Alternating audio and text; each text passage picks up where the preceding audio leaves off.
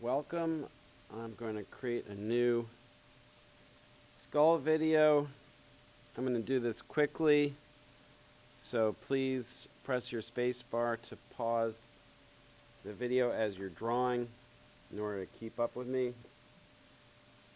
We're going to begin with the side view over here. Cranium, remember, is 2 half circles with a space in the middle to create a racetrack form. The brow ridge appears at 3 o'clock on this curve, or 9 o'clock if it's facing the other way. The eye socket has to stay within the form of the cranium, very foreshortened, and it's right under the brow ridge. It goes about halfway down to the bottom of the cranium. Under the brow ridge is this indentation, which is going to remain above eye level.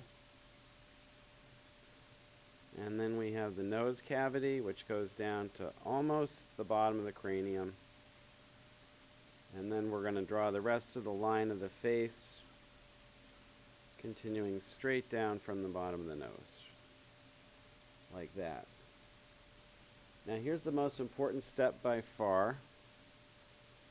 We want to identify where's eye level, centered on the eye socket, where's the top of the head, and then the length of the face is going to be created by doubling this distance. You can always check your work with a piece of scrap paper like this. Make sure that this distance and this distance are the same. If you do it that way, your eyes are always going to be in the middle of your head, and that's the most important thing on the rubric for this test. Okay. Now that we know where the bottom of the chin is, we're going to mark off the top 2/3 of this space between the bottom of the cranium and the bottom of the chin. For the muzzle form, the line between the teeth goes centered on the muzzle form, and the chin is the bottom third of this space.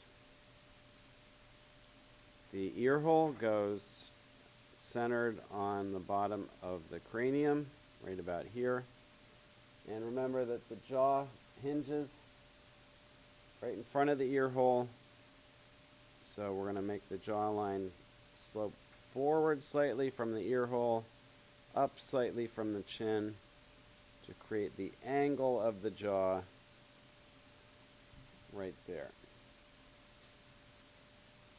The cheekbone is also a form of the cranium. It's right at the bottom margin of the cranium, right about here. And the underneath of the cheekbone slopes up slightly and ends above the ear hole.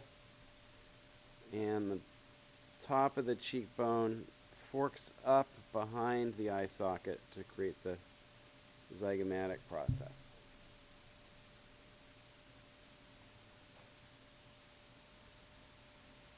We're going to take a quick look at an illustration of a skull now, because some of you like adding fun little details. However, most of these are not on the rubric. The teeth, front teeth, are very foreshortened from the side. And when you get to the canines, they get pretty large from the side, and the molars get quite large and disappear behind the cheekbone like that. You can see that there's a depression through here, which is more noticeable from the front. And there's also a bump behind the ear hole called the mastoid process, which is good to know about because an important muscle attaches to that. But that's about all you need to get right from the front. It's good to realize that the spine attaches behind the ear hole and slopes forward, but that's about all I'm going to ask you to memorize for the skull from the front. I'm sorry, I meant the skull from the side. Now we're going to do the skull from the front, and very important, if you did a good job on the side view, carry over this information to the front. So you'll notice I'm carrying across horizontal lines. Give me all my main landmarks. The bottom of my cranium is here. Cranium from the front is roughly a circle. The eyes from the front are shaped a lot like a pair of sunglasses. It might help to mark a vertical axis of symmetry. And then, just like glasses,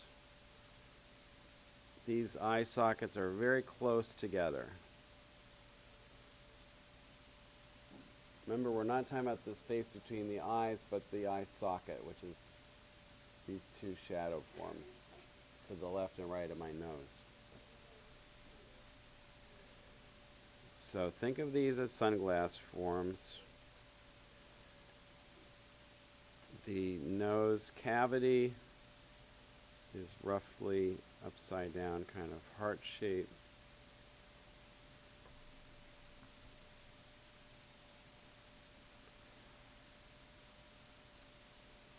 Remember to pause if you fall behind.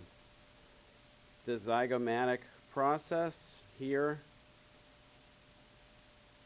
is very foreshortened, but we still see it on the outside of the eye sockets.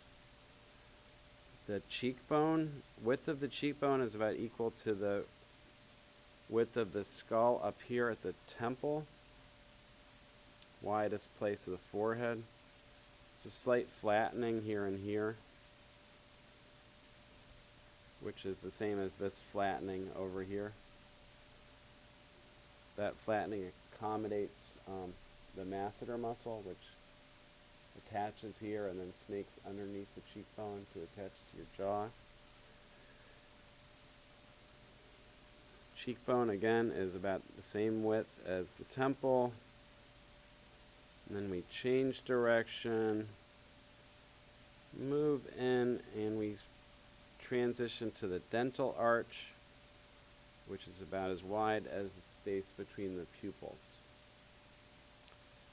So we're going to come down like this, like this. We know where our mouth level is. It's a third of the way down. It's going to go across like that.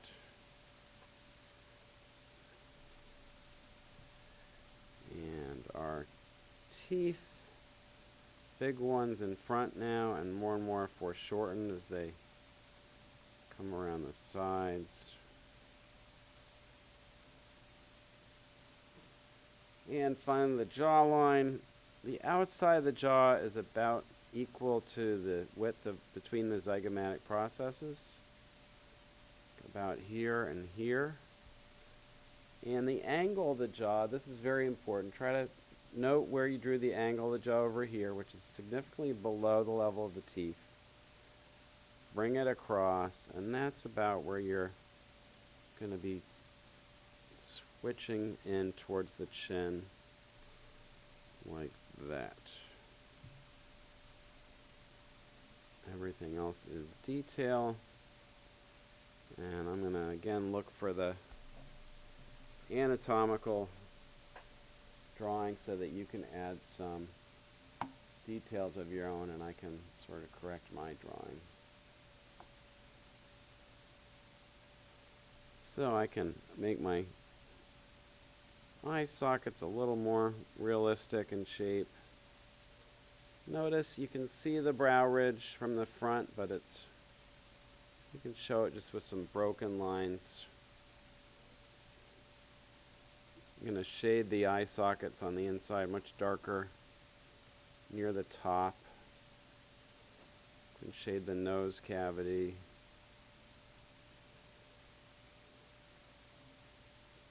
We can shade the jaw when it comes under the cheekbone.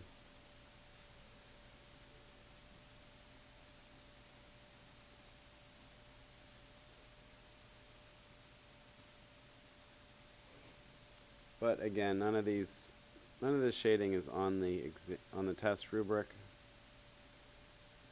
So that's just optional if you want to make your drawing look a little better.